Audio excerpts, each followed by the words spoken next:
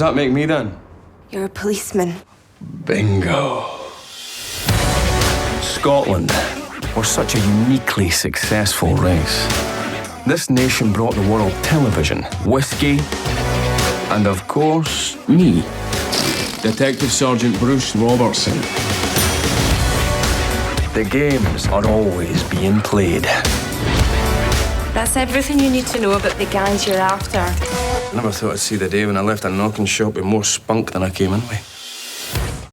I think, I think the thing about a novel is that you can write your way out of any mess you get into it, like, you know, whereas a screenplay is like, you know, the power of a screenplay is in the details, you know, it has to be, I think you can write a screenplay that's kind of 80% very good, but the last 20% is the toughest part to get right, you know. I think, you know, screenplay is an act of compression. You can only, every scene has to say something, whereas like, you can build up a character in a novel by letting them do kind of similar behaviours across different kind of scenes, but you can only have one thing, and you have to be very, I think with a screenplay, you have to be very succinct as to what it is about. You know, you can only be one or maybe two at the most central characters. I think, you know, you have to sort of you have to kind of establish them. So yeah, I mean, it's like it's a very different thing. The screenplay is just much more overtly about structure than about actual writing. I mean, the guys who inspire me are people like, I've worked with people like John Hodge, who adapted Trainspotting, and who I'm working on now to adapt porno, like kind of Trainspotting too. I mean, John's just very he's just very rigorous and very clear-minded about things like that. You know, I think it's like when you're a novelist, I think you're a bit scatty, kind of a bit scatterbrained. When you're a screenwriter, you're very, very focused. And some novelists don't make very good screenwriters because they're not really good at collaborating. I mean, like F. Scott Fitzgerald wanted to be a Hollywood screenwriter and he was terrible at it, but he was a great novelist. Usual table, sir? Oh, why, thank you. Would sir care to pay for his bill in advance? No, stick it on my tab. I regret to inform, sir, credit limit was reached and breached quite some time ago. Oh, well, in that case... Hard currency. That'll do nicely. Can't be too careful when we're dealing with your type, can we, sir? Would sir care for a starter, some garlic bread, perhaps? No, thank you. I'll proceed directly to the intravenous injection of hard drugs, please. As you wish, sir. As you wish.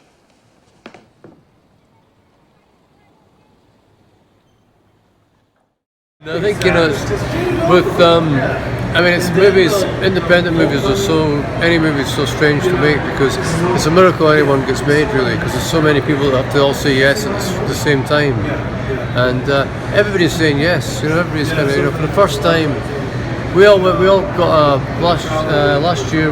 Not last year. This year we all got in April.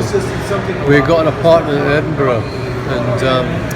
Myself and Andrew MacDonald and Danny Boyle and John Hodge, and just stayed there for a week to see if we could just kind of stand being in the same room after 20 years all together, and we did. We got like a house on fire, and we kind of thought, you know, this is fun, you know, we really have to do this, you know. So then the next thing was to get Ewan the two Ewans and Bobby and Johnny involved and get them happy about it and on site, and we've done that as well, you know. So yeah, so I'm hoping to shoot in May and June. So yeah.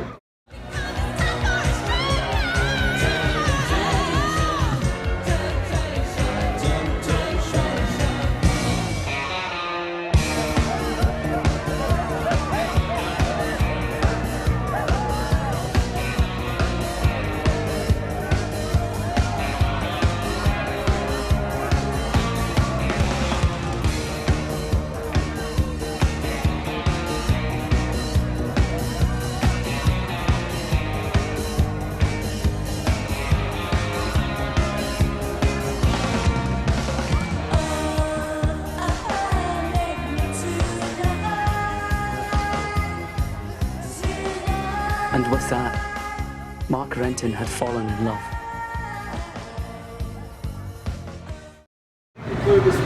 I think music, you know, I mean, the sound of a film is one of the most important elements. It completely changes the film. Did you ever see that documentary on Apocalypse Now? Where they made, How was it made? Yeah, they made you watch scenes without the music, without sound, and they were terrible. They were just dead, So I think it energizes. I think in film it energizes everything, and it's very. It's a really hard thing to get it right, And on Filth we worked with Clint Mansell, who's such a great scorer, and he had this thing. But it's like the soundtrack is very atmospheric, but it's low key. It's in the background, and he had this idea that we don't really, because James McAvoy's performance is so kind of out there, we don't really need a pumping soundtrack to bring it on. When he did Requiem for a Dream, for example, that soundtrack just pushed the whole film. It just drove the whole film on. And he said when he looked at the James's performances in the kind of in the rushes, he said we don't need a soundtrack like that because it's going to be overwhelming. It's just because his presence is so strong in it and is so powerful in the film that we need something that's going to have create a kind of sinister undertow, to it all. And I think in a kind of poignancy and a kind of sense of loss too, So it plays against that kind of thing. So you've got somebody that has an understanding of that kind of feel and influence, that the film's going to be very good. Methylene dioxymethamphetamine, Eckies, Disco Biscuits, Super Marios, White Doves, the club drug, the hug drug, the love drug, X, E, MDMA, 100% pure ecstasy. Now, airport security staffers, thanks to the war on terrorists, war on drugs, more like war on freedom of choice. Light, where's my gear?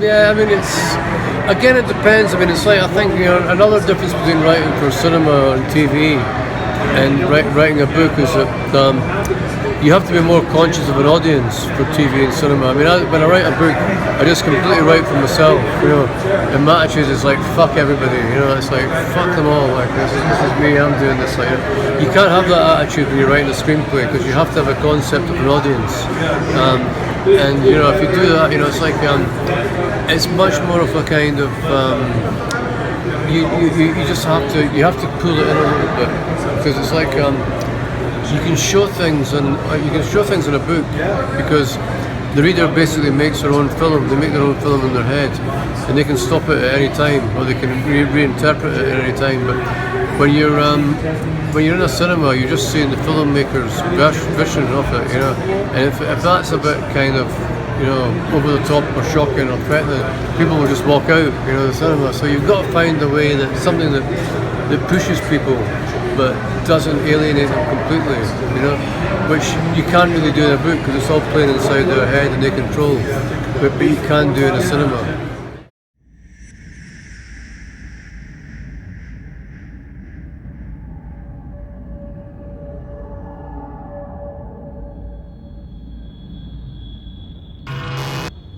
You see me and you hear me as you imagine me. If I've got something to do, I think that the author kind of should stay away generally unless I've got something specific to do. In Trainspotting, I was an actor on this in the film, so I had something to do. I had a reason to be there. In Filth, I was a producer, so I had a reason to be there.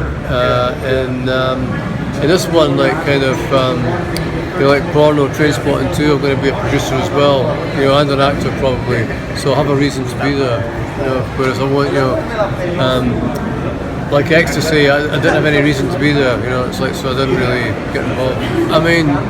They don't. I'm not going to stand over someone's shoulder when they're shooting the movie. It's like I mean, Danny Boyle's not kind of, when I'm typing my book, he's not kind of sort of looking over and going, change that, you know, so I can't, you know, you've got to let people get on with their jobs, basically, like, you know, and part of the fun of it is the transformation. You don't want, you know how you've seen it, you've written it all down in the book, you don't just want that regurgitated, you want somebody to play around with it and make something interesting. Obviously you want them to keep the spirit of it, but you want to see what kind of vision they have of it. Oh, I'm not an Nostradamus figure, so I'm the last person to ask, but I was saying that, you know, I think that why I was optimistic is because younger people have accepted now that they're never going to work, that the economy, you know, all these kind of right-wing and left-wing politicians, you know, the economy will kind of revitalise in some way. We'll have kind of full employment for jobs for people. We'll have high-paid jobs for people. It's not going to work like that. Capitalism isn't made that way. You know, it's made to concentrate, and it's made to shed jobs. It's made to kind of it's not going to be able. The market's not going to be able to generate that. It's not going to be able to generate profit for people as well. So, and all tax and spend socialism is not going to work. You're not going to have a tax base. It's the same way, the same reason the consumer society is failing. You've not got enough consumers, and not enough money in the economy. You can't keep printing money, so or you have a banking crisis like the last one we just had, financial crisis. So we have to accept we're moving to a world without work, and younger kids now, you know, the young teenagers are accepting that. They're thinking like. Why should I go to college, you know, and get massively in debt for a worthless degree? All I'm doing is keeping this this kind of lending economy going. I'm subsidising this horrible bureaucracy of a university, which is kind of so up itself anyway in terms of what it thinks it's kind of given, but it's given absolutely nothing.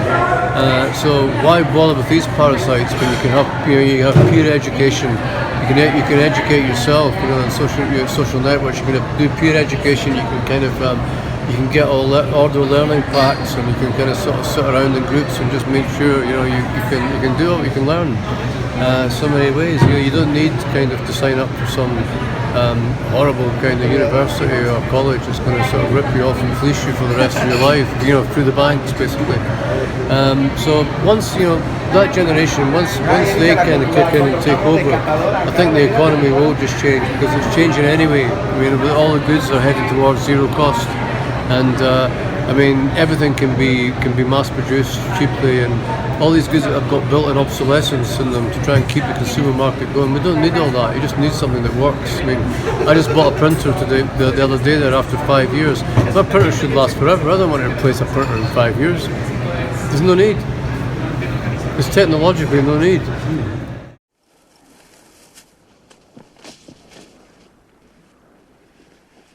Well, what are you waiting for?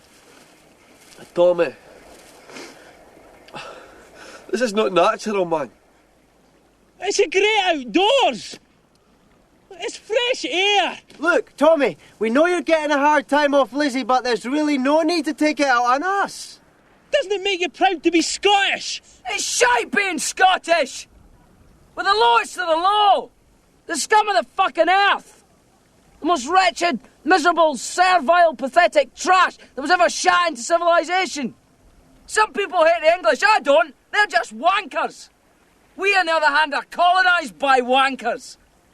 Can't even find a decent culture to be colonised by! We're ruled by effete arseholes!